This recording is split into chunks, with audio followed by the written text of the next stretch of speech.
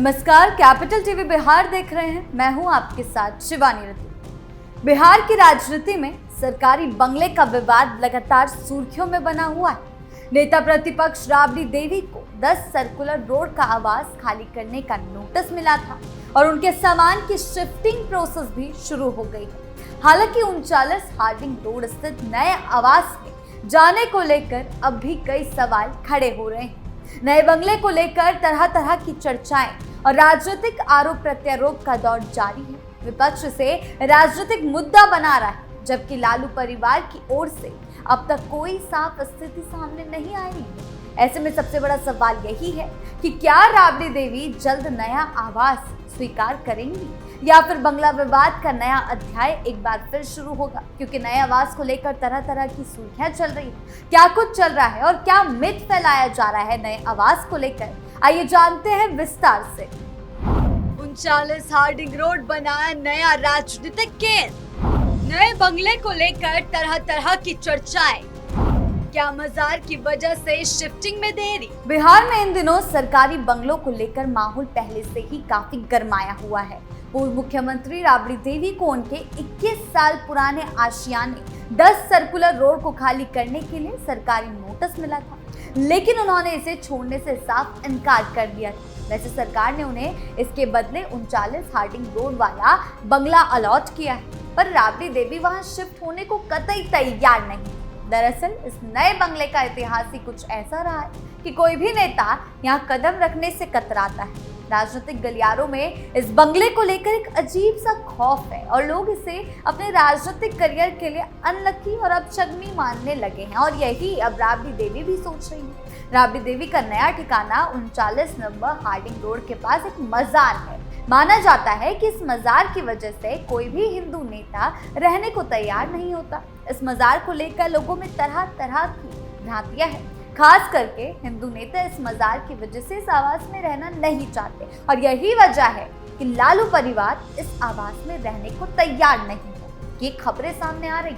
बता दें कि इस आवास में आखिरी जो इंसान रहा वो बीजेपी के पूर्व विधायक और उस वक्त के तत्कालीन मंत्री राम सूरत राय थे। सवाल ये उठ रहा है कि आखिर कैसे जब बात मुस्लिम वोट बैंक पर आती है तो लालू परिवार टोपी भी पहन लेता है, ताजिया के आगे झुक भी जाता है, लेकिन जब मजार घर के पास बनी है तो उन्हें वो रास क्यों नहीं आ रहा? ये एक मिथ फैलाया गया था बंगले को लेकर, और ये मिथ सही भी नहीं है, लेकिन राबड़ी देवी इस मिथ को कैसे मान सकती है? उन्हें बंगले में शिफ्ट नहीं होना, ये कौन सी दोहरी रणनीति कि आप वोट की आड़ के लिए ईद मुबारक बोल लें, टोपी पहन लें, ताजिया के आगे झुक जाएं, लेकिन अगर आपके घर के पास आपको जो आवास अलॉट किया गया उसके पास मजार है तो वो आपको रास नहीं आ रहा। हालांकि सामान शिफ्टिंग की प्रोसेस शुरू हो चुकी है। तेजस्वी के यहाँ सामान शिफ्ट किया जा रहा है। सवाल ये उठ रहा है कि आखिर मजार से दिक्कत क्या है? ये सवाल बिहार की राजनीति में इन दिनों खूब जोरों शोरों से उठ रहा है। लालू परिवार के ऊपर कई दाग डालने का काम कर रहा है और उनकी मुस्लिम तुष्टीकरण की राजनीति की भी पोल खोल रहा है। हालांकि ये सिर्फ एक बहानेबाजी मानी जा रही है कि लालू परिवार को अपना 10 सर्कुलर रोड वाला आवास खाली नहीं करना था, इसीलिए वो ये सब बहाने कर रहे हैं। बिहार की राजनीति का केंद्र रहा है 10 सर्कुलर रोड। अब जल्द ही कैबिनेट मंत्री नंदकिशोर राम का नया ठिकाना होगा, लेकिन इसके साथ ही 20 साल का लालू राबड़ी का विपक्ष में रहकर 10 सर्कुलर रोड को केंद्र बनाना एक इतिहास बन जाएगा। अब राजद की रणनीति, हेडक्वार्टर या जो भी कह ले, वो नया पावर सेंटर 39 हार्डिंग रोड होगा। इसके लिए 39 हार्डिंग रोड वाले बंगले को अंदर में बदलने का काम भी शुरू हो चुका है। इस बंगले में कमरे दर कमरे की अलग अलग से सफाई की जा रही, रंग रोगन के अलावा सब कुछ वास्तु के हिसाब से मरम्मत का काम हो रहा है। कुछ ऐसी तस्वीरें भी आई है जिसमें मजदूर यहाँ काम में लगे हुए दिखाई दे रहे हैं। नए बंगले के फोटोज भी सामने आए हैं। बंगला काफी ज्यादा आलीशान है, लेकिन फिर भी राबड़ी देवी सरकार के खिलाफ जाकर आवास को खाली नहीं करना चाहती थी। इस नए बंगले में लिफ्ट नहीं है। ऐसे में लालू यादव की सेहत को देखते हुए दोबारा से नई व्यवस्था की जा रही है। कहा जा रहा है कि राजद सुप्रीमो लालू यादव के लिए बंगले की ग्राउंड फ्लोर पर ही खास कमरा तैयार कराया जा रहा है। वॉशरूम वगैरह सुविधाएं भी कमरे के बगल में ही रखी जाएंगी। ताकि लालू यादव को वहां जाने में आसानी रहे और ज्यादा चलना ना पड़े। इससे पहले राबड़ी देवी ने सरकार को एक चिट्ठी के जरिए रैंप और बाकी सुविधाएं दिलाने के लिए भी आग्रह किया था। वैसे 10 सर्कुलर रोड से राबड़ी देवी और लालू यादव समेत उनके परिवार का सामान हटाने का काम शुरू हो चुका है। हाल ही में कुछ तस्वीरों में सामान पैक कर गाड़ियां निकलती हुई भी दिखी थी। साफ साफ वीडियो सामने आया है। इन सामानों को नेता प्रतिपक्ष तेजस्वी यादव के सरकारी आवास 1 पोलो रोड में भेजा जा रहा है। ये करीब करीब तय माना जा रहा है कि कुछ दिन में वहां से सामान पूरी तरह से शिफ्ट कर लिया जाएगा। राबड़ी आवास बना राजनीतिक अखाड़ा, बंगले पर बढ़ी राजनीतिक गर्मी। राबड़ी देवी ने कुछ दिन पहले मुख्यमंत्री सम्राट चौधरी और भवन निर्माण विभाग को पत्र लिखकर बताया था कि लालू यादव कई स्वास्थ्य संबंधी बीमारियों से जूझ रहे हैं। उन्हें संक्रमण से बचाने के लिए डॉक्टरों ने विशेष सावधानी बरतने की सलाह दी है। उन्हें पेंट और रासायनिक गंध से एलर्जी भी है। सीढ़ियां चढ़ने उतरने में भी परेशानी है। इसी वजह से नए आवास में लालू यादव के लिए ग्राउंड फ्लोर पर विशेष कमरा बनाया जा रहा है। डॉक्टरों की सलाह के अनुसार उन्हें संक्रमण से बचाने के लिए परिवार के अन्य सदस्यों से अलग रहने की व्यवस्था भी की जा रही है। बंगले के अंदर कुल 8 बड़े कमरे हैं। इसके अलावा 3 बालकनी भी बनाई गई। ग्राउंड फ्लोर और ऊपरी मंजिल को जोड़ने के लिए अंदर और लॉन की तरफ से सीढ़ियों की व्यवस्था की गई। आवास का पूरा ढांचा खुला और विशाल है, जिससे परिवार के कई सदस्य आराम से रह सकते हैं। 39 हार्डिंग रोड बिहार सरकार के मंत्रियों को मिलने वाले सबसे बड़े आवासों में शामिल। ये बंगला बिहार में मंत्रियों को मिलने वाले आवासों में दूसरा सबसे बड़ा आवास माना जाता है। इससे बड़ा आवास इससे ठीक बगल में स्थित मकान संख्या 40 है। अभी बड़े पैमाने पर मरम्मत और सौंदर्यीकरण का काम चल रहा है। गार्डन से लेकर पूरे भवन तक पेंटिंग और फिनिशिंग का काम जारी है। पेंटिंग के लिए एशियन पेंट मंगवाया गया।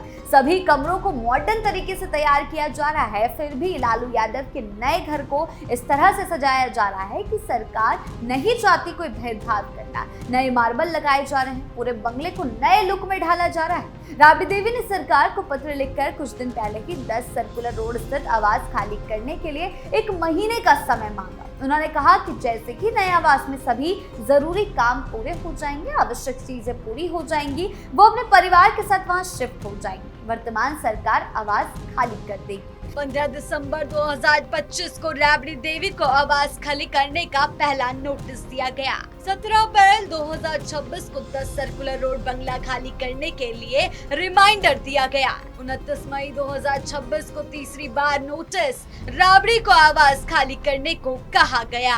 हालांकि अब तक बंगला खाली नहीं हुआ है। सामान शिफ्ट जरूर हो रहा है, लेकिन अब तक काम जारी है। 15 दिन का समय खत्म हो चुका है। कब का? राबड़ी देवी के बंगला नहीं खाली करने के बाद अब फैसला सरकार और भवन निर्माण विभाग के हाथ में है।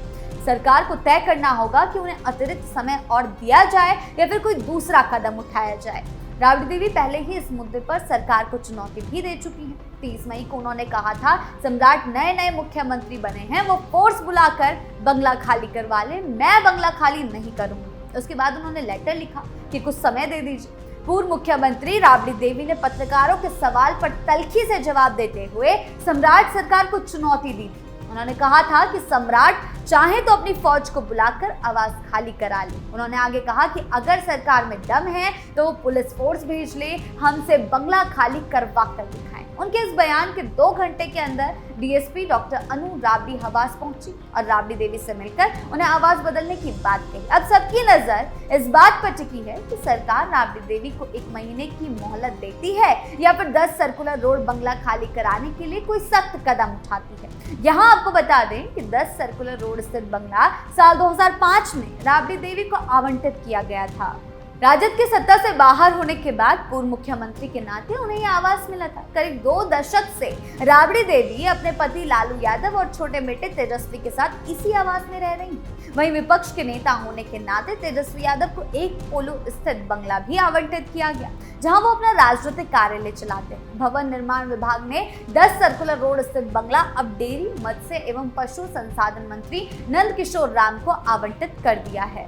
राबड़ी देवी के बंगला विवाद में बिहार सरकार के मंत्री अशोक चौधरी की भी एंट्री हो गई।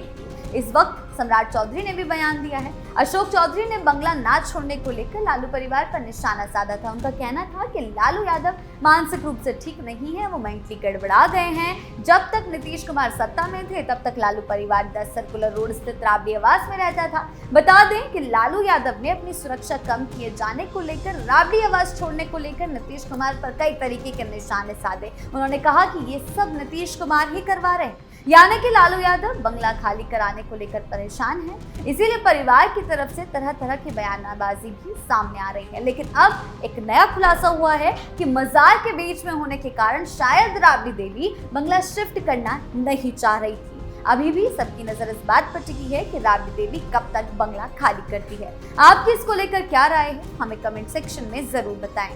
धन्यवाद।